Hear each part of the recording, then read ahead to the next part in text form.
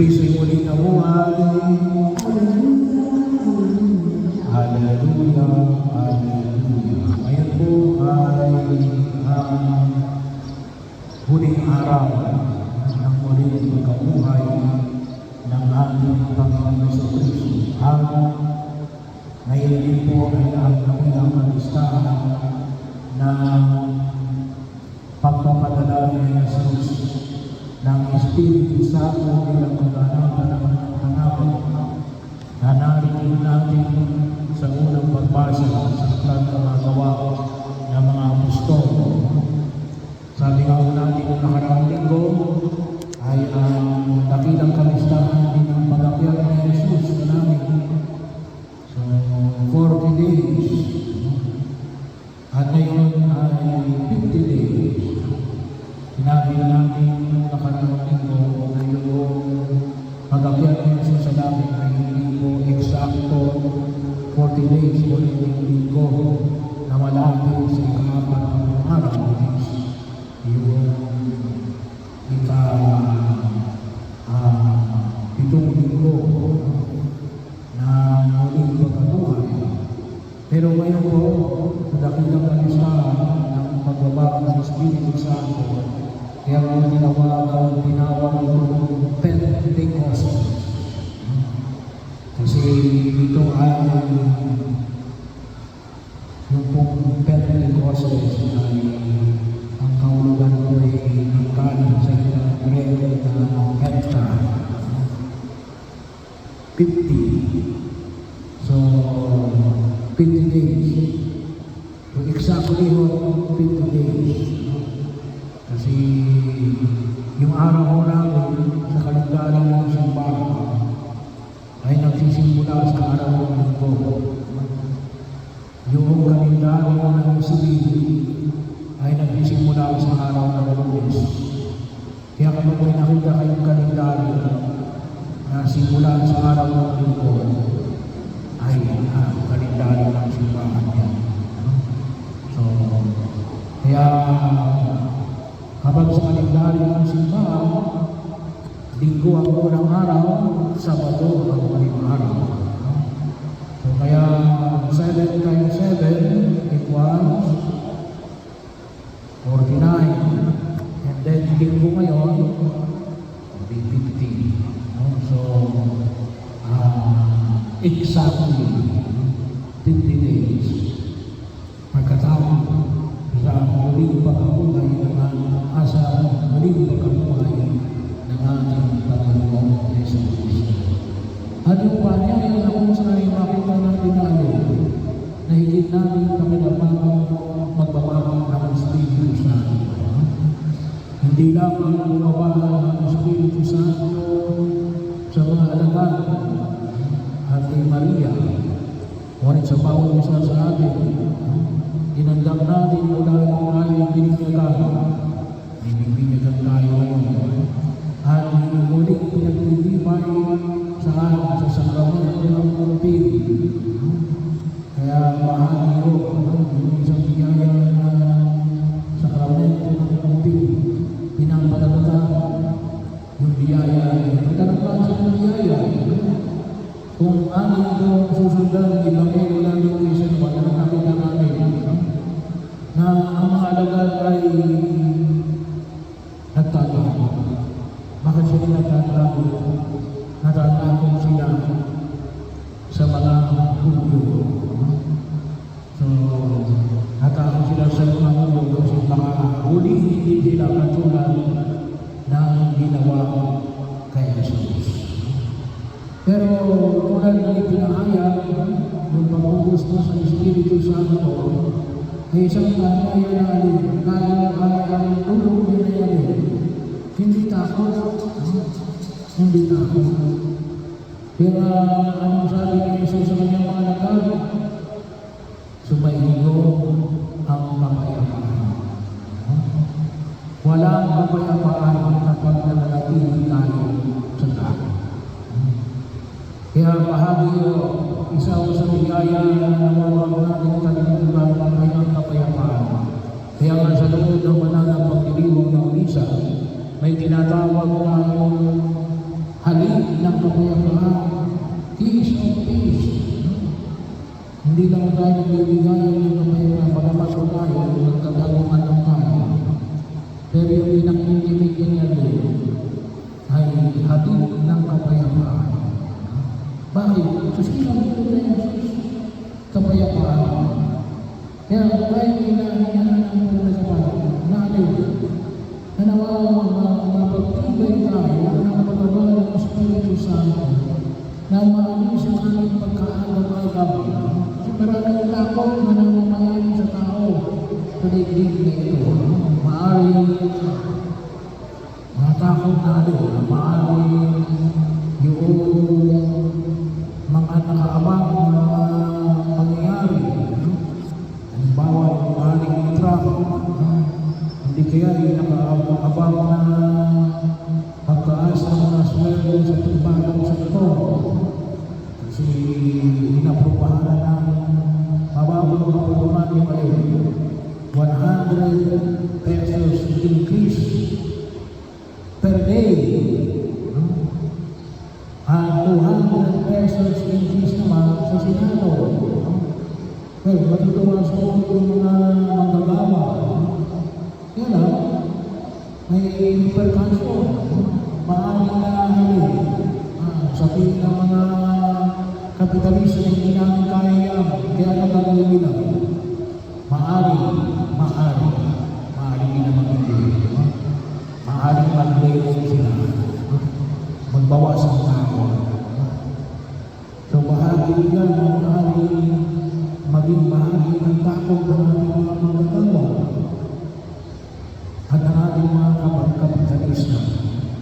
Kung maaaring takot na alin, nung simula ng kayo doon, marami na natatakot kapag umuulan. Mga natural disaster, baha, lindol, pagpunok ng bulkan. Yan ay mga ilang mga maaaring yung katakutan ng tao. Hindi ba naman, natatakot sila bakit? Ay pati yung problema ng kapitbahay nila, hindi alaman nila.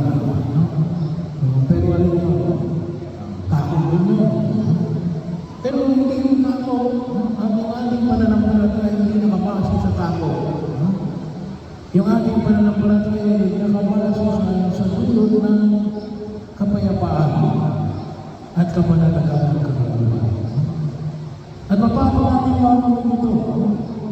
Yan nga po yung 7 gifts of the Holy Spirit ay makikita natin na itong mga biyaya ng Espiritu Santo ay nagtumutulong sa atin para tayo ay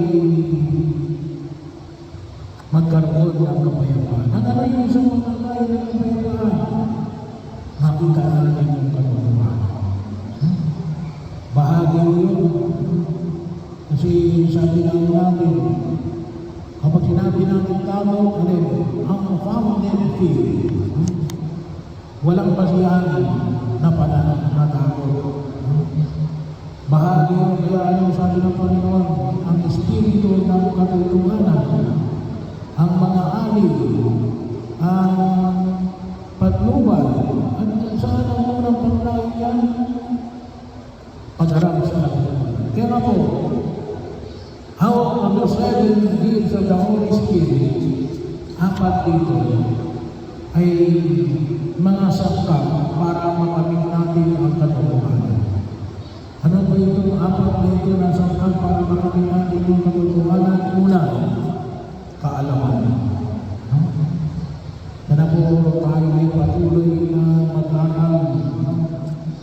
Kumisan sinasabi ng iba na hindi ko na kinakailangan, matanda na ako, matagal na ako katoliko. Hindi kinakailangan natin mag-aral. Patuloy na mag-aral. Sapagkat marami nais ay pamanit sa atin ng pumikapal. Naalala ko yung sabi sa akin ng professor ko na ako'y nag-aaral ng sininamis na pala. Nasabi, dapat tatlo daw ang sabi ng dala-dala ko. Biblia, Disyonaryo, at saka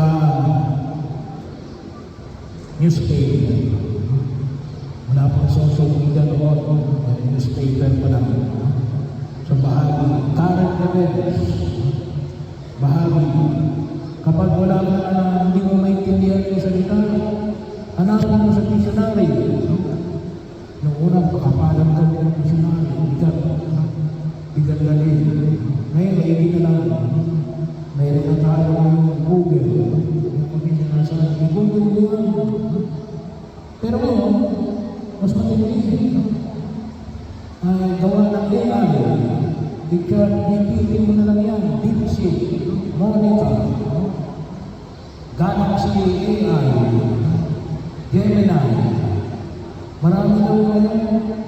Ang kinakailangan lang yan ay dapat makita natin yung biyaya ng kaalaman. Bakit ang mahalaga yung kaalaman? Lalo-lalo na yung mga bagay na naging kabahagi ng ating pagkilos. Kung makita natin para masaligitan, kasi kailangan natin sa pangalawa. Ano yung pangalawa? Counsel. Ano yung counsel? Tamang pagpapasya.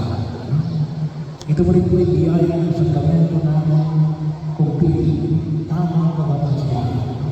Kaya ngayon, nire-require ngayon lahat na magpapakasal sa isang para magkumpil. Tama ba ngayong pagpapasya mo na ikaw ay mag-aasawa? So bahagi yung na makahalaga na makita ko namin. So, mahalaga ako kasi hindi na kailangan ng malaman. Kapag kulang yung kaalaman mo, defective yung knowledge mo, defective yung sigurado yung judgment mo. Kasi mga kulang. Kaya nga sa yung diba, makita namin lang agad. Ipinamamalig namin. Makita mo yung dalawang bahagi ng kwento. Two sides. Yung nireklamo at saka yung nagre-reklamo. Pangatlo, understanding. Maunawaan namin na may mga bagay na pwedeng pagbata. May mga bagay na pag matanda lang, makita ko natin. Parang kalukuhan pero hindi pwedeng ibigay mo sa bata. Hindi niya may tindihan mo eh. Wala pa siyang kaalaman mo doon. Makita mo natin. Kaya kung ito sinasabi natin, pagtanda mo na. Pang-apat, karunungan. Wisdom. Bahagi ng makita natin kapag nasanay ka na, marami ka ng kaalaman sa iyong karanasan at sa iyong mga research, makikita mo na. Kaya kung isa sinasabi ng iba, sabi na ka naman ang ganda. Nakilabis ko na yan. Yung tatlong biyaya ng Espiritu Santo ay tumutulong para tayo ay palatagin ang pahayag at panatilihin ang kapayapaan. Ano ito? Payag. Kaya po na mas mapayapa yung mga tao madasal. Forbearance. Bahagi yun na kung saan ay makita natin yung katatagan ng kalooban sa gitna ng maraming pagsubok at ang banal na takot sa Diyos. Makita natin, hindi magpapanatili ng kapayapaan. Pero ito po, nais ng Diyos na tayo ay magkaroon ng kapayapaan upang may sa kagumpanan namin na makita natin na ibibigay sa atin ang Espiritu Santo. Gamitin natin ito. Bakit hindi natin nagagamit? Dahil sa ating katamaran. Ang kumisan na parati. Kasi binibigyan tayo ng misyon. May kanya-kanya tayong misyon sa tingin na ito. Katulad ay pinamaling sa ikalawang pagbasa. Meron sa misyon, ano man sa tingin ninyo, sana makita nyo rin. May ibinigay mag-misyon sa iyo ang Diyos. Padal, wala akong malaman. Hanapin mo. Kasi may kanya-kanya tayong misyon. Ano ito? Ang Espiritu Santo ang siyang magtulog sa ating Kaya maganda rin naman yung awit na kanina Espiritu Santo kapag kayo magdidesisyon